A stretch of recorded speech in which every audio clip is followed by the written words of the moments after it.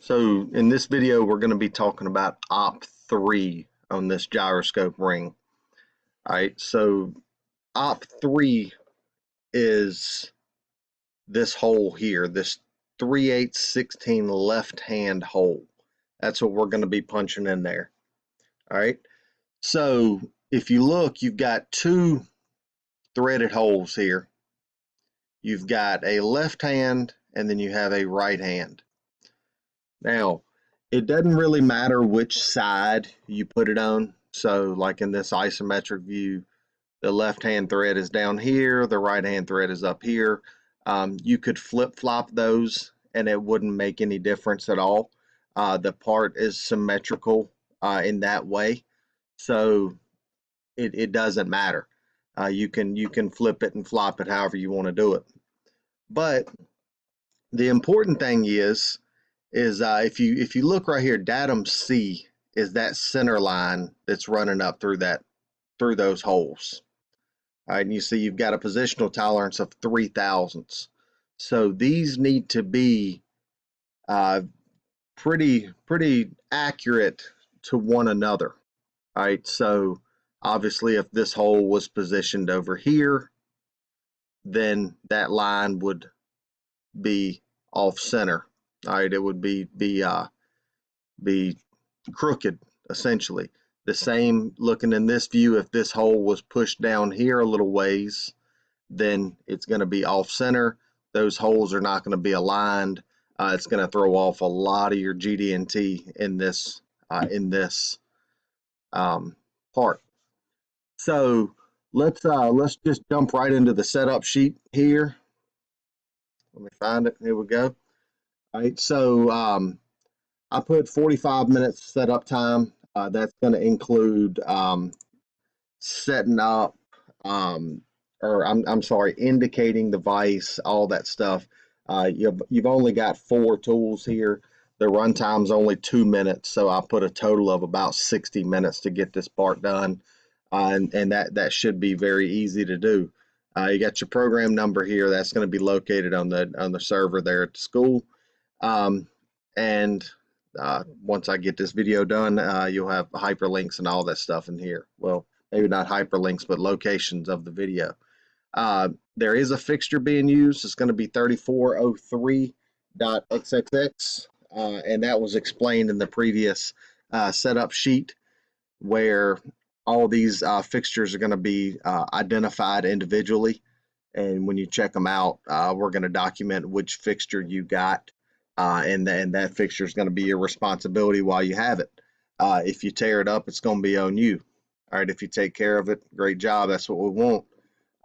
But they're just understand that you are responsible for that fixture when you have it.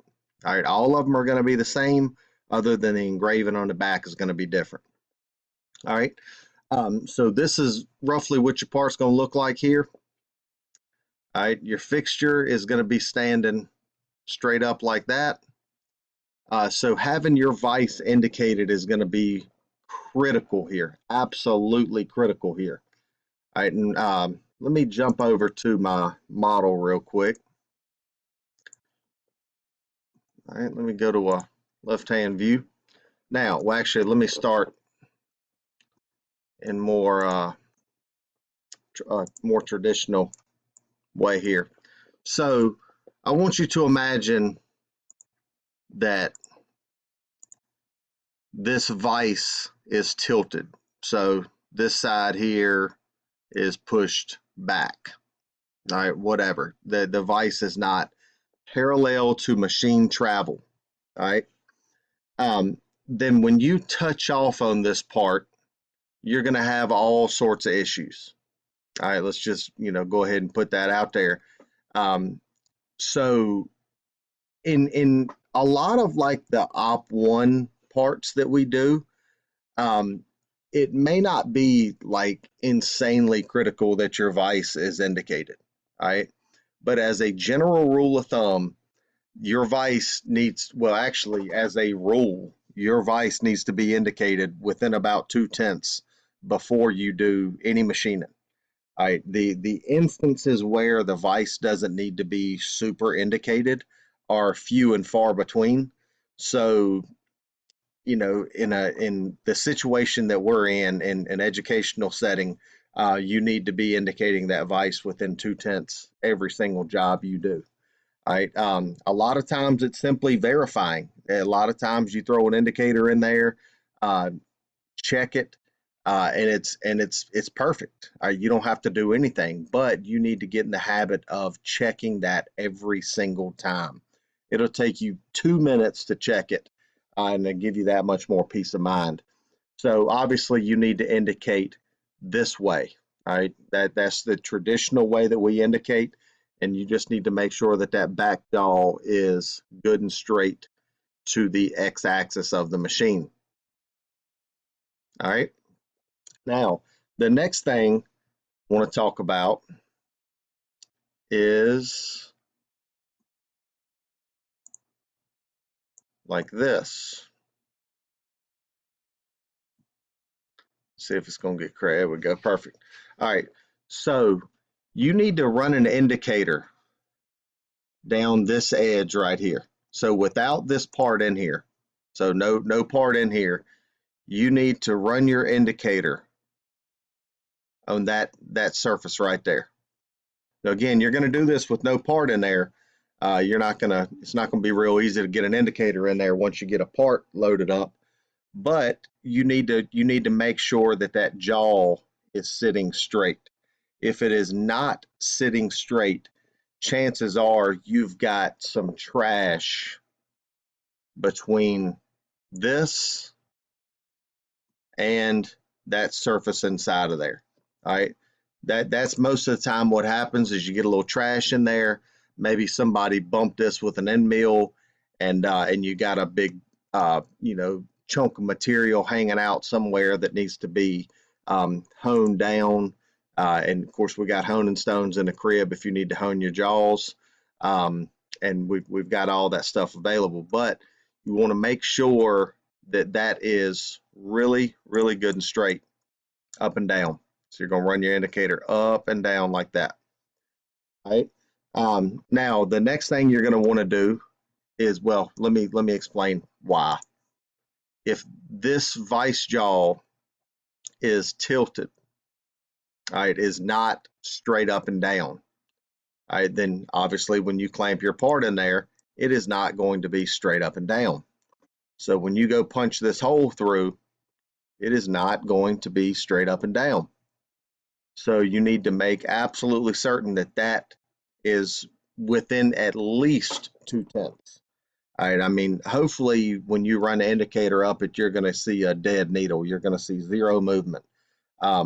But if you can get it within 1/10 to 2/10 across that 1.75 inches that jaw is high, then you should be pretty good. All right. And actually, once you load your part up, if you want to be, if you want to go the extra mile, load your part up and run your indicator across that back there. All right, you can get creative with these indicators. Run your indicator across the back there and make sure that it's dead flat. All right. Now, the next thing, you want to make sure that you run an indicator on the saddle of that vise. All right, a lot of times, what I used to do, what I still do, is I pull this back jaw, or I pull this movable jaw. I'm sorry, I apologize. I move this movable jaw all the way back, and I run an indicator down both sides of the saddle. And what that's going to tell me is if the vise is sitting on some trash.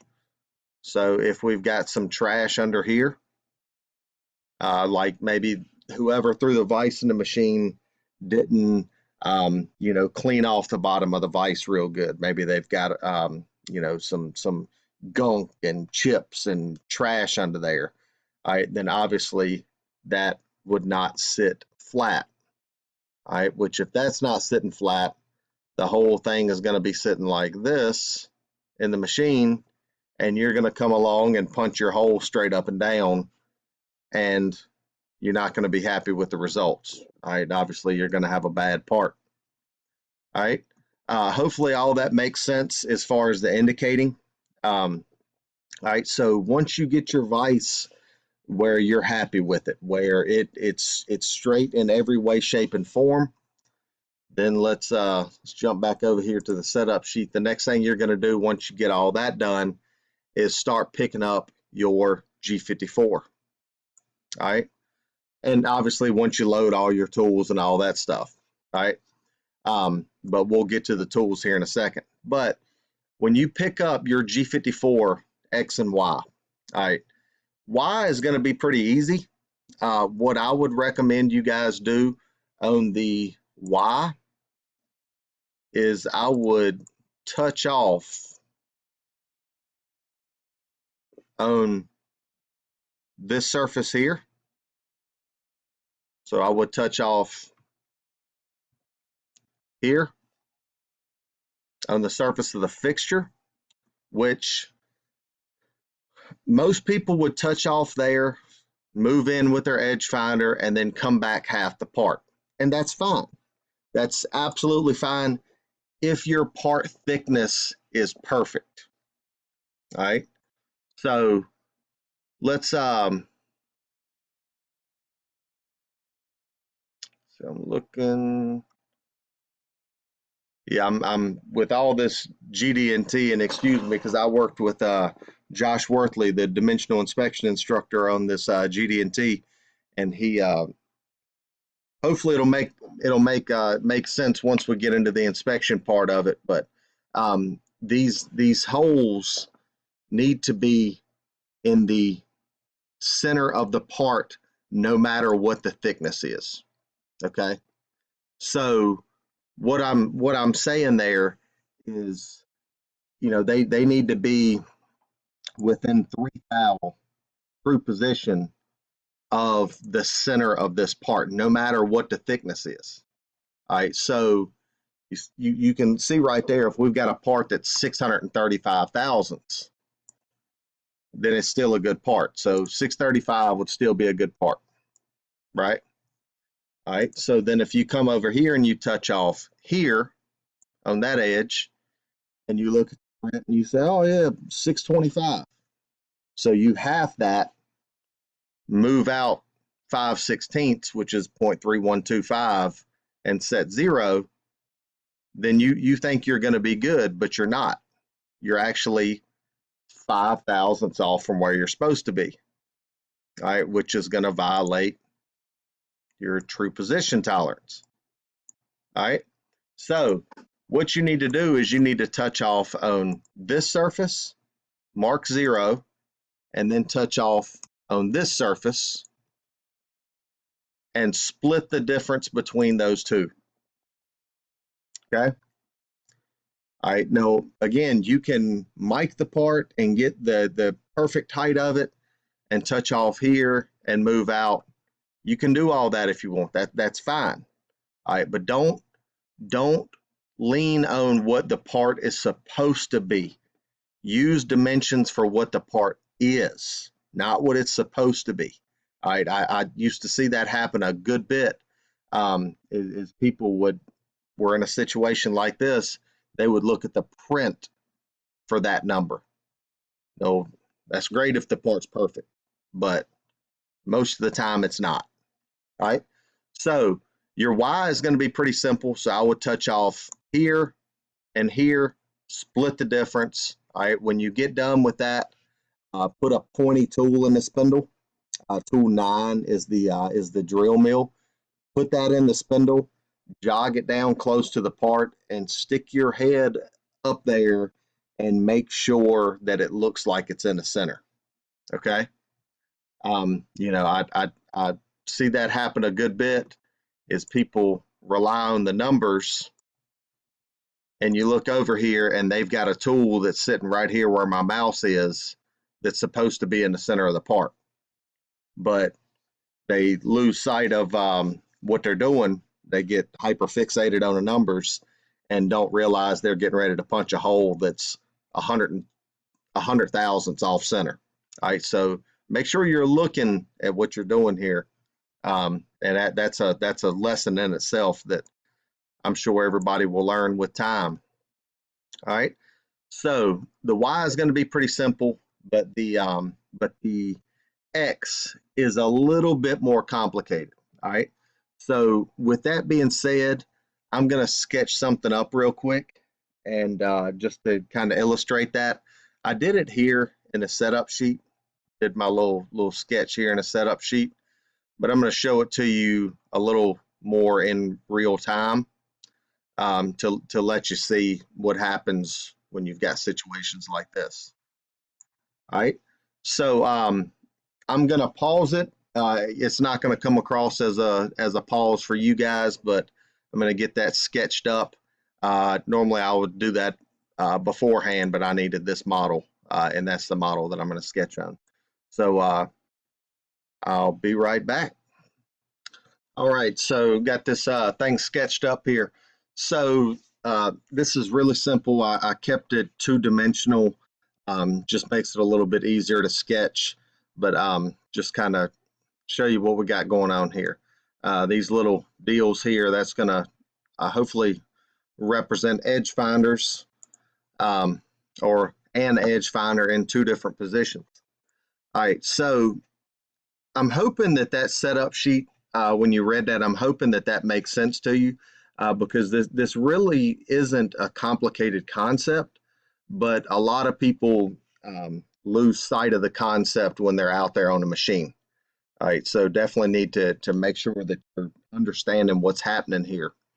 So, all right, let's get in here and look at this. So anytime you're touching off with an edge finder like this on a rounded workpiece, all right, you're always going to be hitting it at one point. All right, and I hope you can understand what I'm saying there. I can't think of really any other way to explain that, but you're going to be contacting it with one point, where normally if we had a flat workpiece, you would be hitting it along this cylinder of the edge finder. All right, but we don't have that luxury here. All right, no, we could set up some different stuff with 1, 2, 3 blocks and parallels and gauge blocks and all kind of stuff to do that, but this is a concept that you guys need to know as well. So the edge finders, when you come down, you're going to come down to an arbitrary value here. It doesn't matter how deep you drop this edge finder down, just come down to where you're comfortable. Obviously you don't want to be like up in this region. You want to be, down in here somewhere. All right. Oh, and one other thing worth mentioning right now, make sure that you have got these pins at 3 o'clock and 9 o'clock, because if you've got one of these pins pointing up, then that drill is going to hit it, and it is going to be bad. All right, because those dowel pins are extremely hard. The drills are not going to like it. It's going to for sure scrap your part. Because you're going to have a hole where there's not supposed to be half of a hole anyway, and then a bunch of broken junk in your part. So make absolutely certain that you've got these pins, these pin locations to the left and right. All right. Now back to the edge finder. Sorry, I didn't mean to go off on a tangent, but it was worth mentioning that. All right. So you're going to come down to an arbitrary number here. When I say arbitrary number, I'm talking about this distance here, like in the Z. You're going to be coming to an arbitrary Z depth with your edge finder. And then you are going to obviously bring it in like this. You're going to touch off. And as soon as that edge finder kicks off, you need to set 0 in X. All right. You also need to set 0 in Z. Right, and I'm talking about just on the position screen in the mill. You need to just bump it X origin, but you also need to origin in the Z. All right, a lot of people, when they first hear that doesn't really make a whole lot of sense. But I want you to imagine that you came in over here and bumped, but then when you came to the other side, you hit up here. All right. Now, carrying this to extremes now, just to kind of show you, just to paint this picture. But these two lines here, I've got these set to equal, right? So you see how they're moving together? Those lines are always the same length. So if I inspect this line here, 1.9428, and then if I inspect this, same thing, all right? But then if I move them, 2.1787, 2.1787. So no matter what, they're always going to stay the same. All right, but let's say that you came in over here, you bumped, you set 0 on your X, and then you came over here to this shallower Z depth and touched. And when you split the difference between those two numbers, look at where this is. You would be 314 thousandths off center. All right. So you need to make absolutely certain that you're going to the same Z depth. Okay. You need to make absolutely certain that you're going to that same Z depth. All right. So when you touch off here, mark X0, you'll get some random number, whatever that is. All right. And then when you come over here, go to the same Z depth and touch off. So I'm going to make this line and this line collinear. All right. To where no matter what depth you go to, it just has to be the same. All right. So that's what you're going to be looking for with that edge finder, is you want to go to the same depth. All right. Now, when you do this, you're going to end up with some, let me drop a point. Oh, that is not what I wanted. Give me a second. I'm going to drop a point at the center there.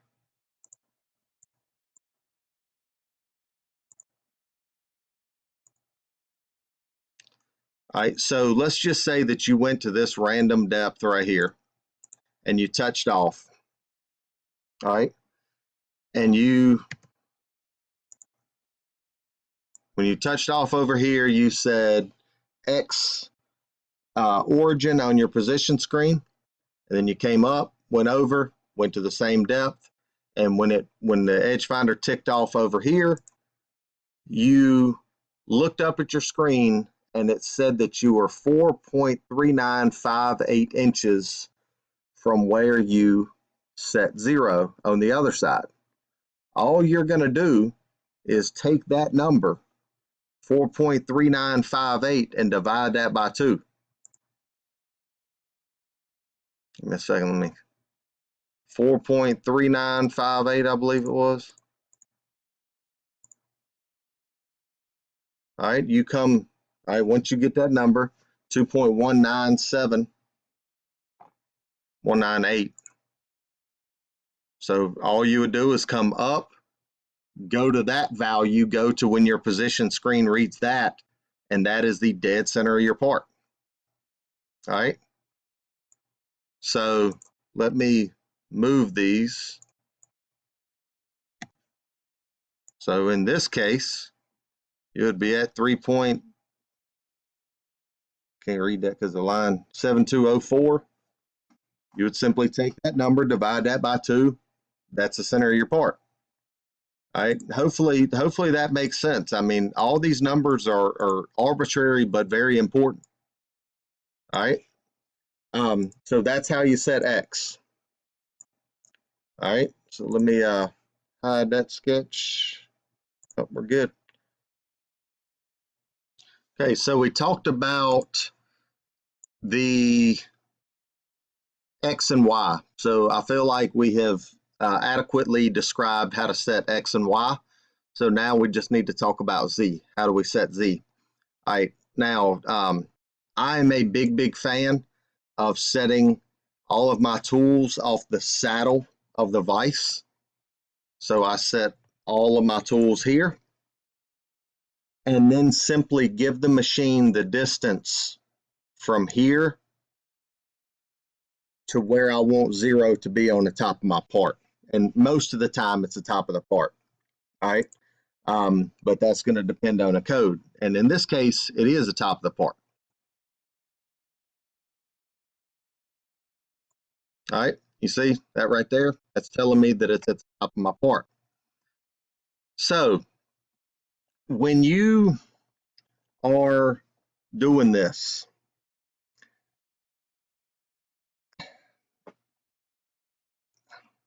I'm going to go ahead and show you this. I'm sure some people are going to find out about this, but I'm not telling you a way to cheat, but I'm just putting something out there, and then I'm going to talk to you about why it's not a good idea to use it. So this fixture is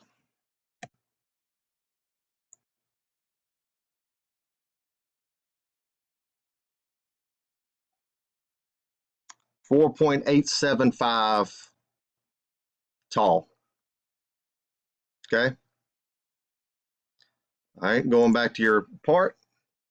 Your part is 4.875, meaning when you look here,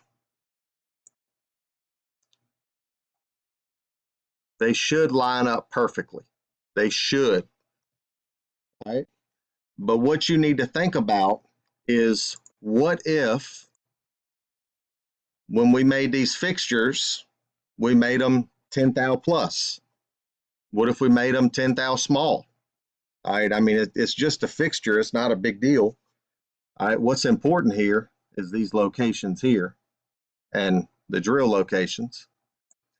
All right, but if we made this overall too small or too big, and then if you made your part still within tolerance, see 4.875 plus minus 5, let's say you made it 4.870, still well within tolerance. Well, not well within tolerance, but still to tolerance.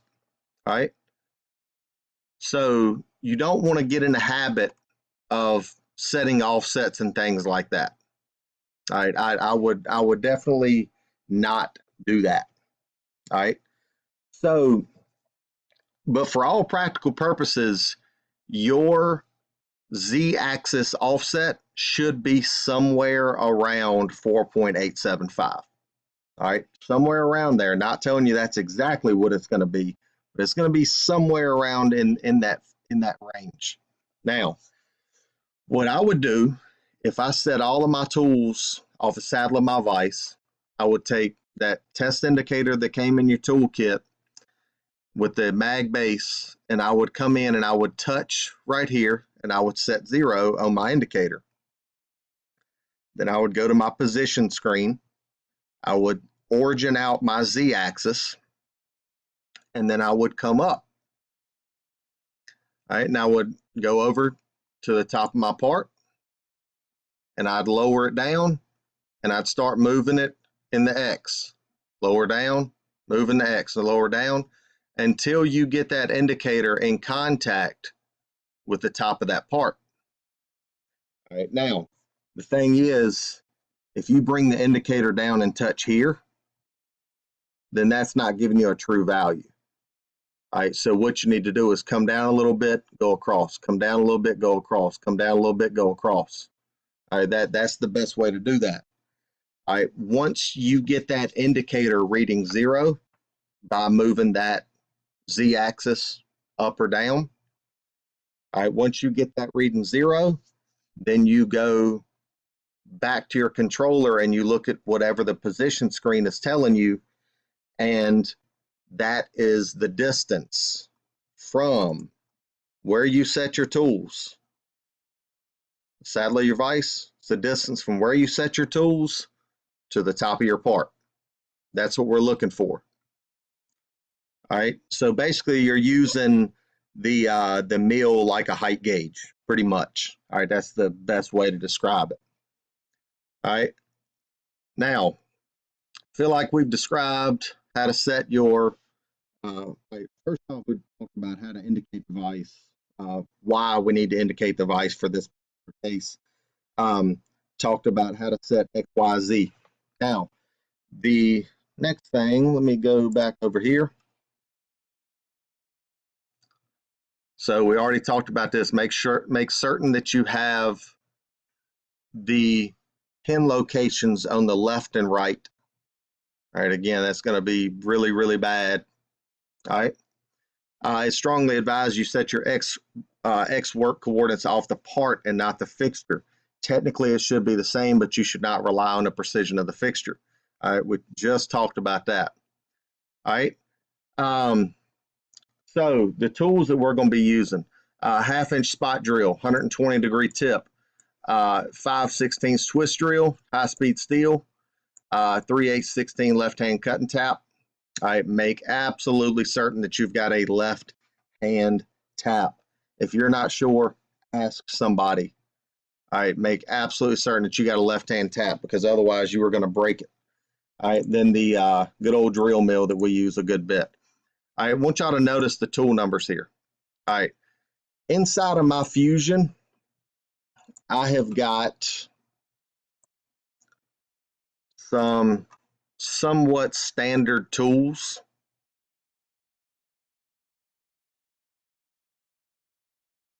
Give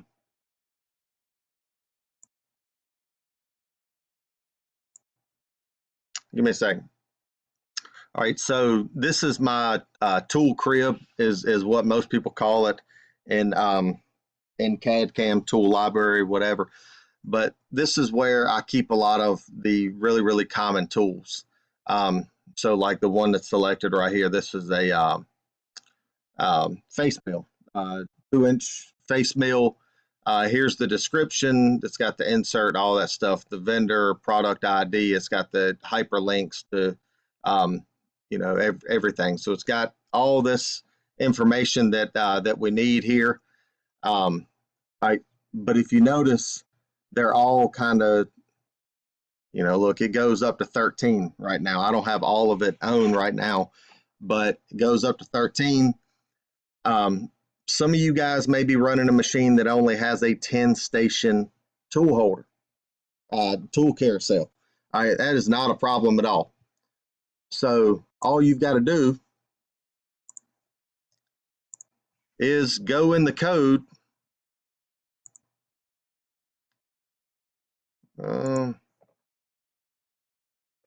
right, so if you've got a machine that has got only a 10-station holder, or let's just say that you've got a 20-station holder, but you just don't want to put these tools in 10, 11, 12, and 9. Let's say you want to put them in 1, 2, 3, and 4, whatever.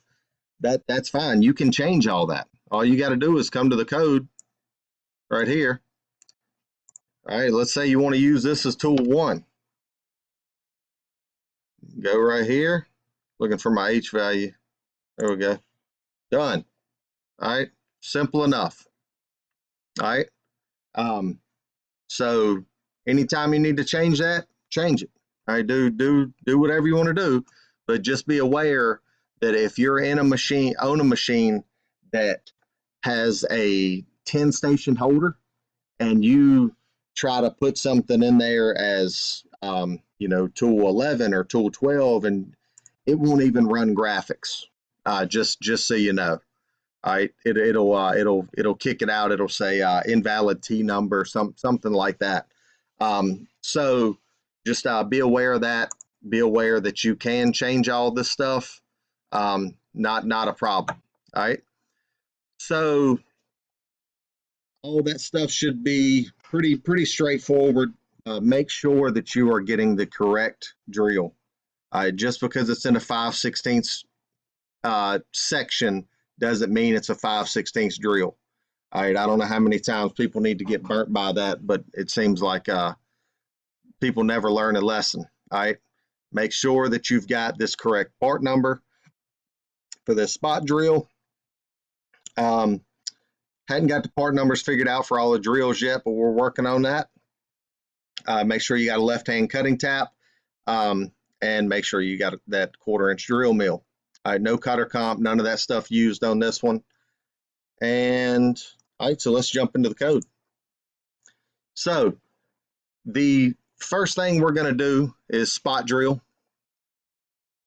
All right, so let's, I'm going to jump in here. Again, we're not going over CAD CAM, just kind of want to show you what's going to happen here.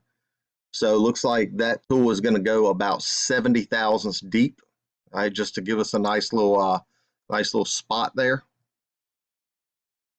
Okay. Then the next thing that's going to happen is that 5/16 drill is going to come in, and it's going to peck drill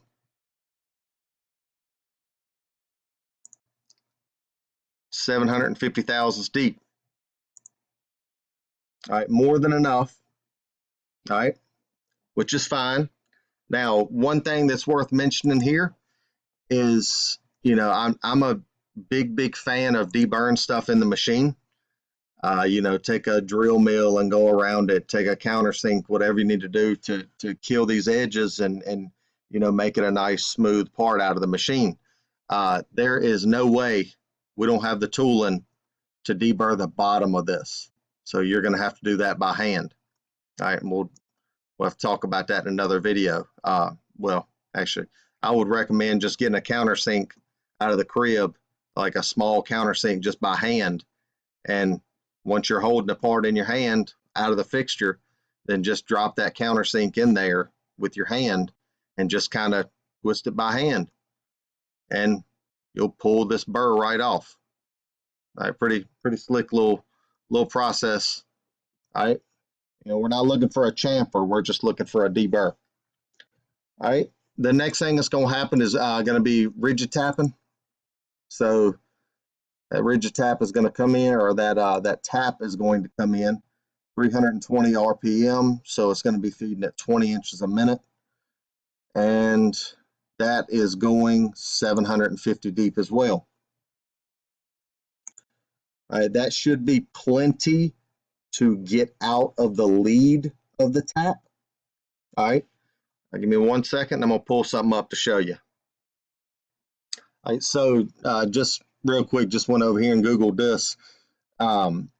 This is showing what I call lead. The actual term for it is chamfer.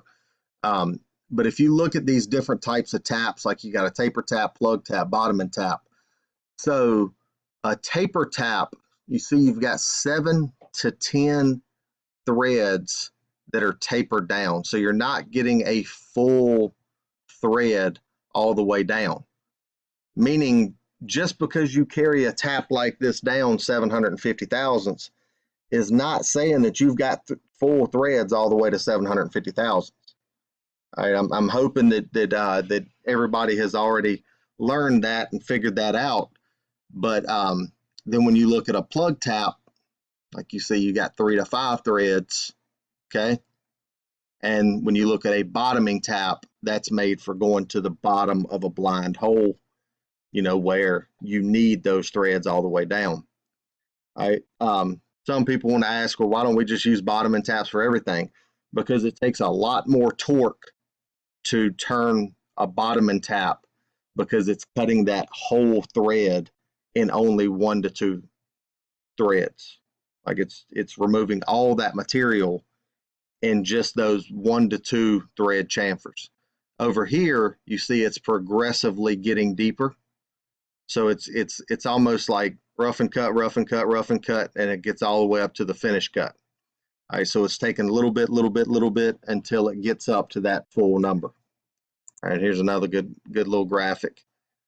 And you can really see that chamfer there. Okay. All right, so with that being said, that is the reason that I chose to carry this tap 750 deep.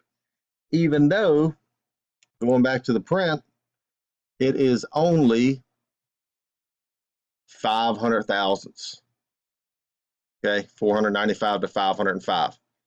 All right, so I carried it deeper to try to get out of the lead of that tap. Oh, I'm sorry, get out of the chamfer of that tap. All right, no, you may end up having to hand tap it the rest of the way. And if that happens, that's fine. That's not a problem. I said something in the setup sheet about if your tapped hole is not deep enough, you can always tap it through by hand. The important part is to get it started straight and on position. Okay. So as long as you can get a couple threads in there, you're good. You can hand tap it the rest of the way. All right. No, obviously you want to use the machine whenever possible, especially if you were making, 10,000 of these parts. You don't want to hand tap every one of them. All right. So that's pretty straightforward. Just left hand tapping. Actually, let me go in here and make sure that I selected left hand. Yep. All right. And then after that, I'm going to come in here with a drill mill and put a nice little chamfer there. All right. So let's run this on graphics.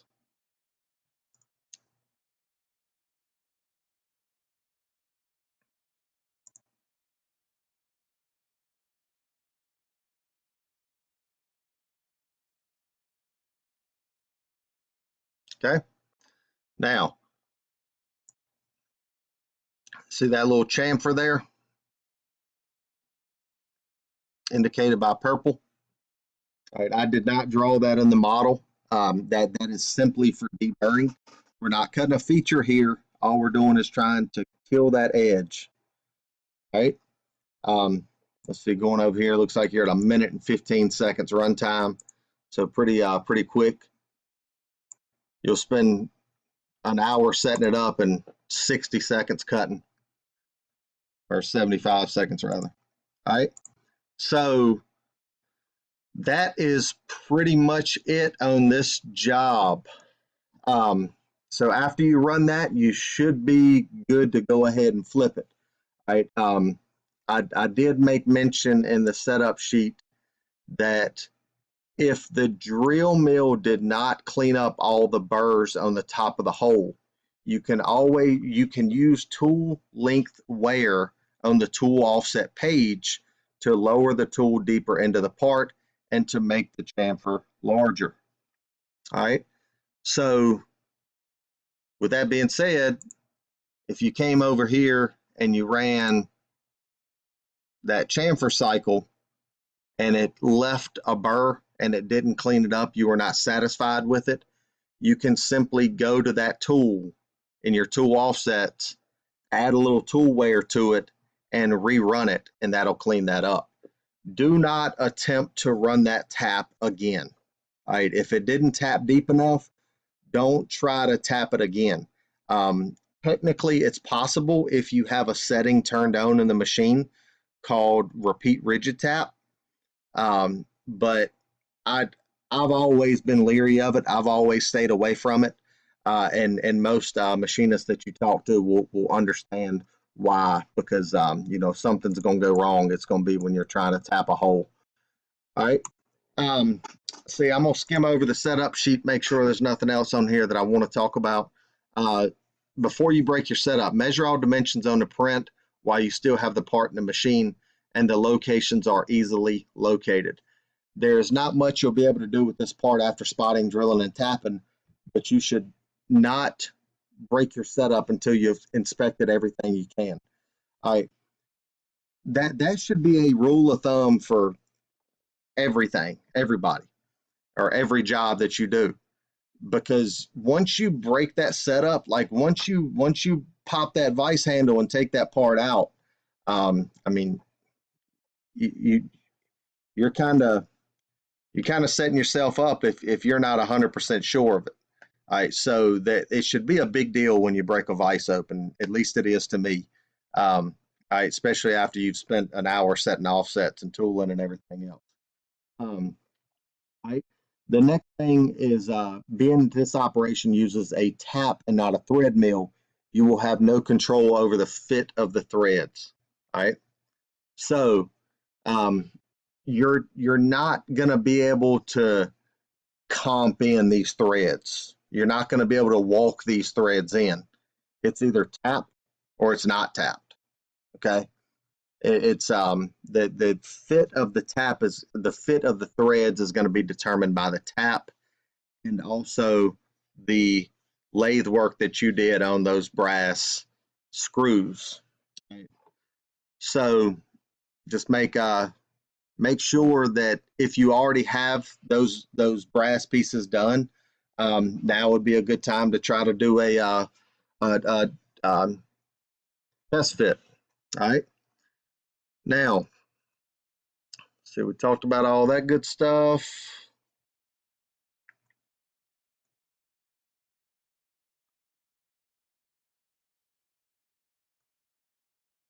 Yeah, I'm pretty sure that's it.